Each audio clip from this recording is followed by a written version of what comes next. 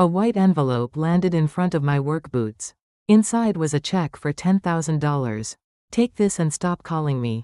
What kind of farming does an old country woman do anyway?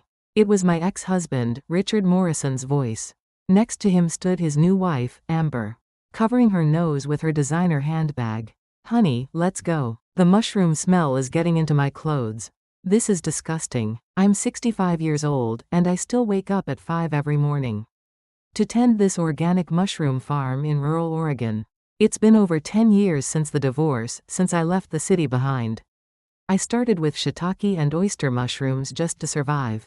Then I expanded into lion's mane and reishi functional mushrooms that health-conscious people were beginning to discover. You know what's funny about life? Sometimes the thing you start with dirty hands becomes the very thing that lifts you up. Amber, let's get out of here. We're wasting time. As Richard turned toward his car, I slowly picked up that envelope. Richard, what? You want more money? Jesus. No. I tore the envelope in half. The check fell onto the muddy ground, and I stepped on it with my boot. I don't need this money. I called because I heard your company was filing for bankruptcy. I thought maybe I could help, so our kids wouldn't be affected. Amber's face went pale. What? How dare you? That's none of your business. I read the news, Richard. Your distribution company overextended itself. The creditors are circling. Richard's jaw tightened. That's temporary. You don't know what you're talking about. Right then, I heard vehicles approaching. 3 black SUVs pulled up to my farm entrance. From the first one stepped a man in an expensive suit, someone I'd been expecting. Wait, who are they? Amber's voice shook with uncertainty. I just smiled quietly. Today was the day we'd scheduled this meeting. Ms. Margaret Chen, good morning. David Winters, Senior Vice President of Whole Earth Markets, extended his hand warmly. Good morning, Mr. Winters. Thank you for making the trip all the way out here. Not at all, Ms. Chen. We should have visited sooner. Richard and Amber stood frozen, mouths hanging open. Excuse me, but what's going on here? Richard stammered, trying to insert himself into the conversation. Mr. Winters barely glanced at him before turning back to me. Ms. Chen, we've brought the contracts. Our team has finalized the exclusive partnership. Your organic mushroom line will be featured in all 200 of our stores nationwide. Thank you so much, Mr. Winters. Behind him, executives from the company emerged with briefcases. They handed me business cards: VP of Procurement, Director of Sustainable Products, Head of Marketing. Wait, hold on. Richard pushed forward desperately. I'm in the distribution business myself. Maybe we could discuss. Sir, we're in the middle of an important meeting. Please step aside. But I'm her ex-husband, and I don't see how that's relevant. Ms. Chen, shall we head inside? I led the group into my research facility. From the outside, my farm looks humble: weathered barns and simple greenhouses. But inside, I've built something special: climate-controlled growing rooms, a mycology lab, and a visitor education center. Ms. Chen, your cultivation methods are remarkable. This lion's mane production process, we've never seen anything like it. You're very kind. I've spent 10 years developing these techniques, mostly through trial and error. Well, your dedication shows. This partnership is going to revolutionize our functional food section.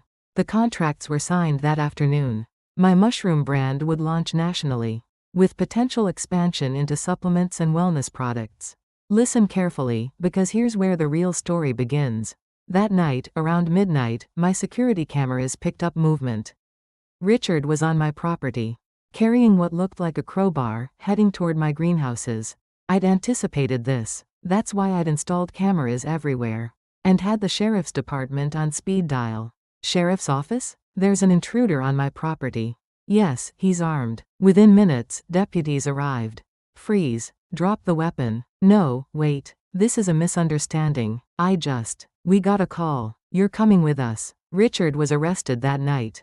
Amber, who'd been waiting in the car, was brought in for questioning too. What happened next, I heard through the grapevine. Richard's company collapsed completely. All that debt from his reckless expansion caught up with him. Amber filed for divorce immediately, fighting for whatever assets remained. You lied about everything. I married you for security.